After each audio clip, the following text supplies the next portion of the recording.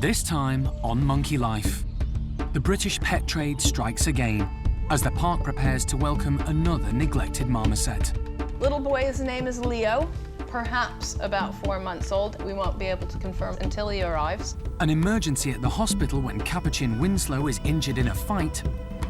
Until you clip all the fur away, you can't see the depth of the wound. And mischievous Bart's up to his old tricks when Paddy's pond is invaded.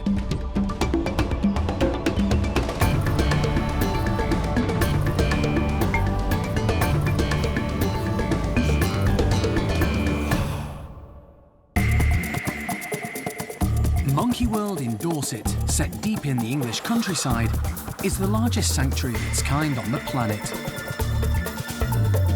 For more than 25 years, the team, led by Dr. Alison Cronin, has rescued and rehabilitated abused and unwanted primates from all over the world. That's one been grabbed.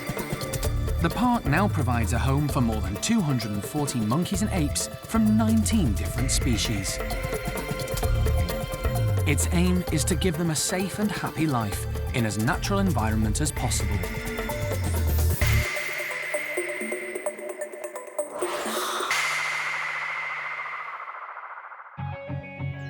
At the Marmoset House, primate care staff are busy preparing for yet another arrival. Over the last few years, Monkey World has been asked to take in an increasing number of these small monkeys. Some have been rescued from appalling living conditions. Others simply rehomed because the owners don't want the animals anymore. The problem stems from the British pet trade, as it's still legal to keep primates as pets in the UK. Unfortunately, many owners don't know how to look after them, and the monkeys end up suffering. But the park can only care for a limited number of marmosets, as it simply doesn't have the space. What do you do? It's really hard. We will never compromise the welfare of the primates that we have here at the park in order to bring others in. So already I'm turning away many people who are calling me saying, we've bought a pet marmoset and now it's either sick, unwell, or unhappy. We're upset. What do we do? Can we give it to you? And I'm turning loads of those calls away. But in extreme situations, Alison does still step in.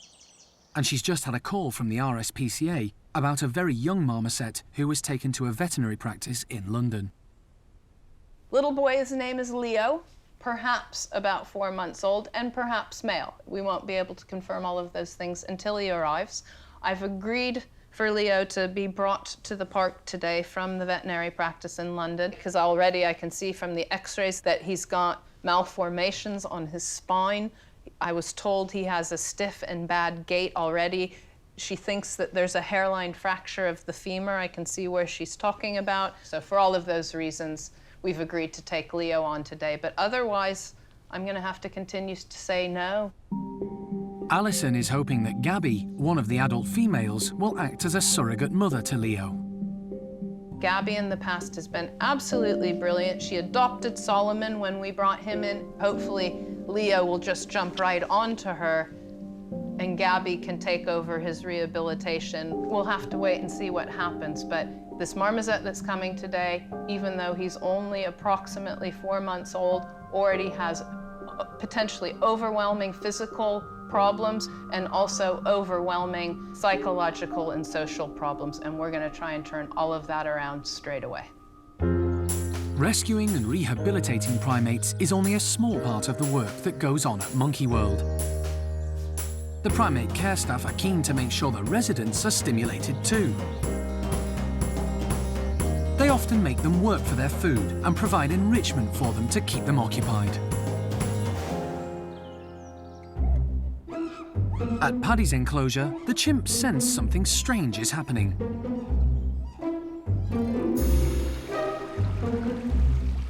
Their pond has been taken over. In the wild, chimpanzees don't swim, but they have been known to wade through water when necessary. So staff are interested to see if they'll be prepared to get their feet wet.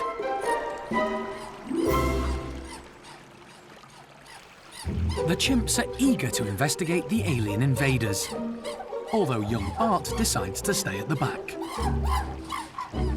Paddy is first on the scene. It's his job as leader to check out anything unusual to make sure it's safe for the others. But his fear grin shows he's nervous.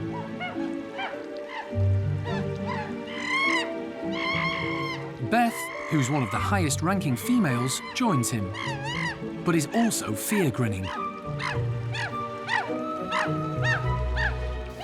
Paddy grabs one of the ducks from the side of the pond and quickly discovers they've been filled with tasty yogurt. Brave Cindy is the first to dip her toes. She's also a high-ranking female and must think it's worth the effort, because after Bixer grabs two from the side, she goes back to the water for another one.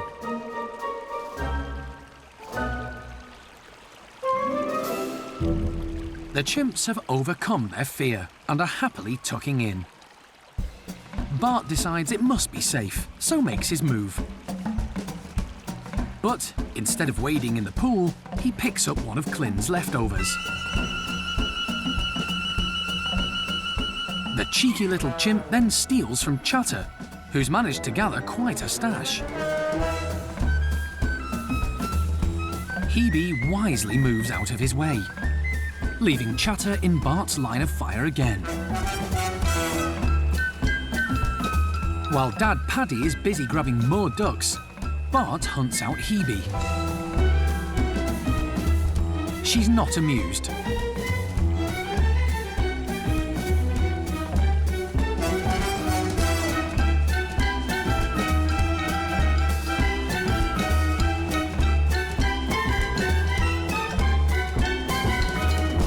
However, as always, Bart gets what he wants. And with all the alien invaders destroyed, Bart shows he's still got his dad wrapped around his little finger.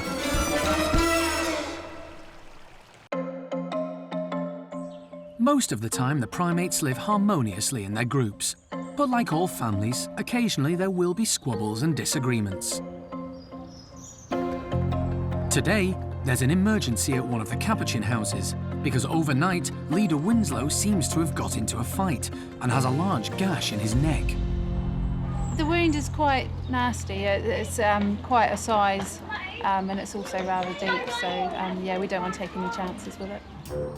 None of the staff witnessed the attack, so it's difficult to point a finger. Although Errico is a likely suspect, as there has been friction between the pair recently.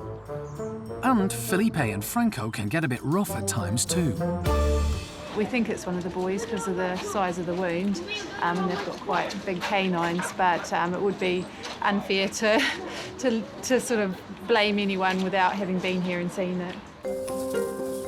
Winslow has been sedated and taken to the hospital. Fortunately, wildlife vet John Lewis happens to be on site. It's not that unusual for capuchins in captivity to end up with nasty wounds, because they have very sharp nails and they live in fairly close proximity to each other. But this does look suspiciously like a bite.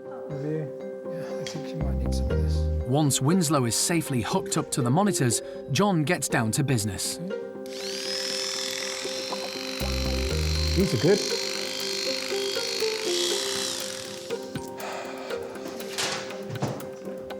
You happy there?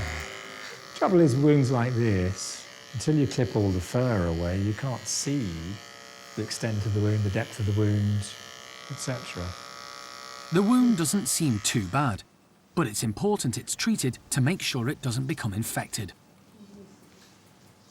Animals cope with the most horrendous wounds in the wild, but there again, if a wound was inflicted on an animal which was weak for another reason, it might be the final straw.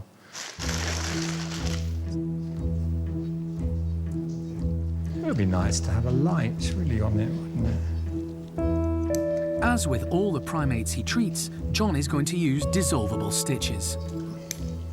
We rarely use anything else on animals, to be honest, because it means you don't have to handle the animal twice when it, to get the stitches out.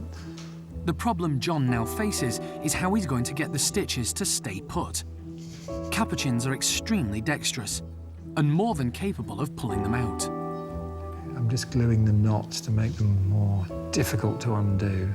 I'm not saying impossible, I'm saying more difficult. John has one more trick up his sleeve. I like aloe spray. It's micronized aluminium. It's very antibacterial, and it stays put for a while. It's good stuff. A dose of antibiotics and the operation is complete. I want him to feel a bit sore. I'm not going to give him a lot of painkillers. If he's a bit sore, he's less likely to fiddle aggressively with it. You know, pain, I mean, I don't mean severe pain or chronic pain, but pain's there for a reason. It's a warning, and I'd like him to be warned, as opposed to just, yes, please help yourself and fiddle. You know, you can tell a human patient, I'll leave it alone, but you can't tell an animal. Once Winslow has recovered from the anaesthetic, he'll be ready to rejoin his group. The team are just hoping that he and the other mischievous capuchins will leave the stitches alone. Good position.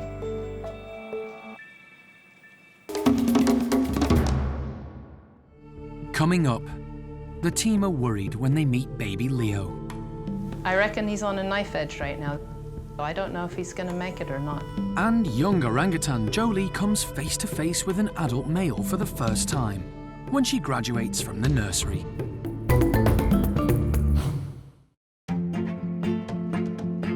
At the orang nursery, it's a big day for 9-year-old Jolie. The team have decided it's time for her to move to an adult group, so she's going to be joining Tuan, Roro, Xiaokuai, and baby Awan. To ease the transition, her adoptive mum Ame is going with her. The two orangs have been very close ever since Jolie arrived at the park in 2006. She came over as a baby from Moscow Zoo after her mum rejected her, and Ame immediately stepped into the breach. Jolie has been like her shadow ever since. You know, she's all grown up now, so time to graduate, and Tuan's the perfect, calm, fully mature male orangutan for them both to go across and meet. So hopefully they're going to willingly walk across from the nursery, overhead the tunnel, and into the enclosure next door. We'll let them settle for a few minutes and then bring the man out and see what happens.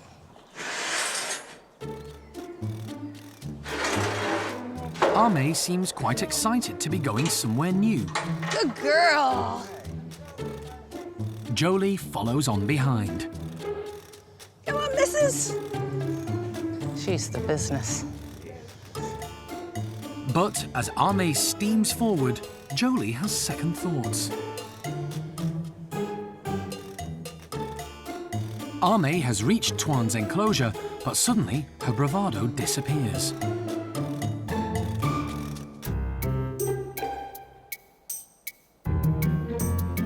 She heads back to the nursery. Didn't like that place. Oh, Ame. It's another case of spontaneous indifference, I think. When it's right in your face, all of a sudden, it's, ooh, no, really, how much do I really want it? But we got time. The one thing with orangs is time.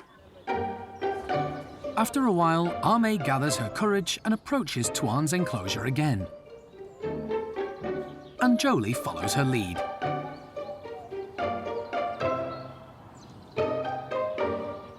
But just as Ame arrives, Jolie accidentally touches the electric fence and hastily retreats back to the nursery, followed by Ame. I think turn the fence off then. We were nearly there. She's lived in the nursery her whole life since she arrived at Monkey World, and they've never had an electric fence, so she's obviously needs to learn that today.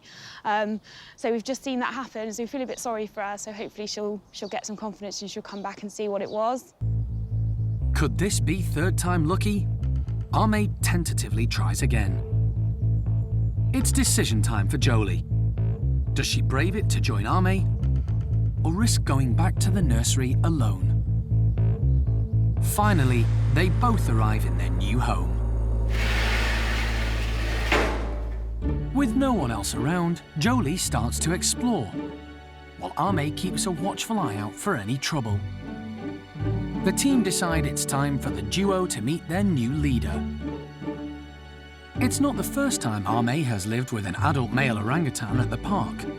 She did move in with Gordon for a short time, but it didn't go well, so the team aren't sure how she'll react to Tuan. However, they have noticed over the years that she has batted her eyelids at him from a distance when she's seen him over the fence, and he's a much smoother operator than Gordon. Today's the day to call Ame's bluff. She's been a bit of a flirt through windows and across fence lines, and today's the opportunity she can put her money where her mouth is.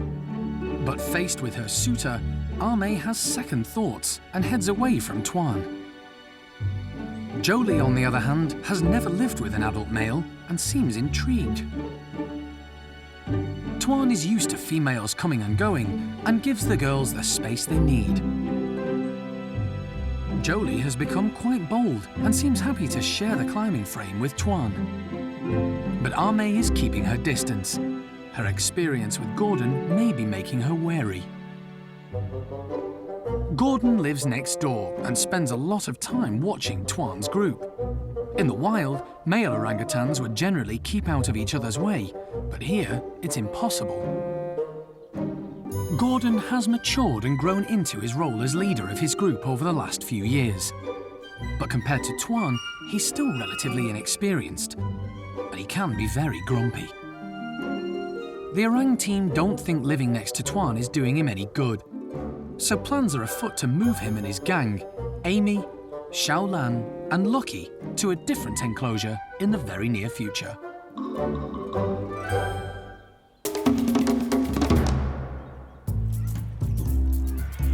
Winslow has recovered from his operation and is back in charge of his group of capuchins, none the worse for his ordeal. The staff were keen to get him back as quickly as possible to avoid any of the others taking advantage of the situation and making a bid for the leadership while he was away. Some of the lower ranking boys in the group were quite enjoying the fact that Winslow wasn't around. The more dominant males in the group as well, the likes of Erico, Felipe and Franco, might have quite liked having a break without the boss around. So, you know, they'll quite quickly be put back in their place if Winslow's feeling up to it, so that they know that he's back and he's in charge, and they should probably be a little bit more careful. Unfortunately, despite all the veterinary team's best efforts, his stitches have come away. The wound's not looking as good. We've seen a few of the females grooming the stitches, and they've actually started to pull the stitches, and Winslow's continued the lovely job they've done. So now we're back to stage one again with that wound. So the team have had to come up with another approach. We don't want to risk putting him under another operation to stitch it up and then for them to pull the stitches out again. So we're going to go down the next route, which is to give him antibiotics orally. This will help treat the infection, and we'll also flush the wound out daily. It will just take a little bit longer to heal, but you know, we'll get there in the end.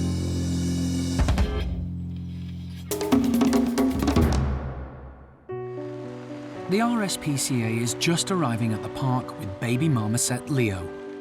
They were tipped off by a veterinary practice in London who suspected the little monkey had been neglected. For the time being, Leo is going to be kept in a temporary cage on his own. They're having to be very careful because he's so fragile. He has problems with his spine and has trouble walking. He also has a fractured femur. Although Alison had seen his x-rays, she's shocked to see how much pain he's in. Gabby loves babies and is very interested in the newcomer. Alison is hoping she may act as a surrogate mum for him. That was interesting. He liked hearing Gabby's call. I would love to be able to give him to Gabby right now. And she's sitting at the front looking at him, wanting to take him, and we can't do it because his bones are so brittle right now. One little slip, one tiny little fall, and he'd shatter into a million pieces, and really, he'd either die himself at that point or we'd have to euthanize him. It's very unusual for the team to keep a monkey on its own, but Leo is an exceptional case. The team try to get him to eat. Come on, little man. He's not tempted by the offer of a juicy insect, so they give him some porridge instead, loaded with calcium and, very importantly, vitamin D3, which is vital for marmosets to stop them getting nutritional bone disease. The reason Leo is in such a dreadful state is because he should still be feeding from his mum and clinging to her. He nervously gives it a try. Oh, there he goes. Look lapping it up. Many breeders of marmosets separate babies from their mothers too early and give inadequate or false advice to potential owners to encourage them to buy the monkeys. Leo's owner has given a written statement to the RSPCA. So, purchased marmoset about a month ago from the breeders, unable to afford companion for the monkey, but was told he would bond with the family instead. Unsure if he was hand-reared, aware that the monkey is young, but not aware that he should still be with his mother, was told he would bond better at a younger age. That's classic. Until we see him move, I'm not convinced that he actually can move. Yeah. Oh, he's peeking out. Hey, little man. Leo is one of the worst cases the park has ever seen. Because he's so frail, the team decide he would be better off in the cage he arrived in because it's smaller and there's less chance of him falling.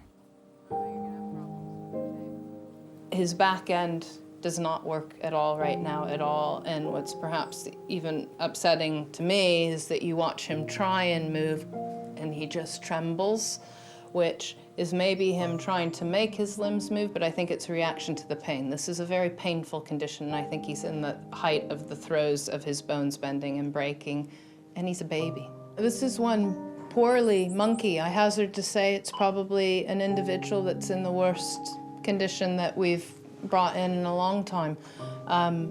It's just tragic. He's tiny. I reckon he's on a knife edge right now. This is no done deal. I don't know if he's gonna make it or not. Next time on Monkey Life, golden-cheeked gibbon Tien plays hard to get when he moves in with his new mate, Kim. He's a little bit nervous and shy. Little Kim has just fronted him up. And Chimp Rodders pushes Lulu to the limit.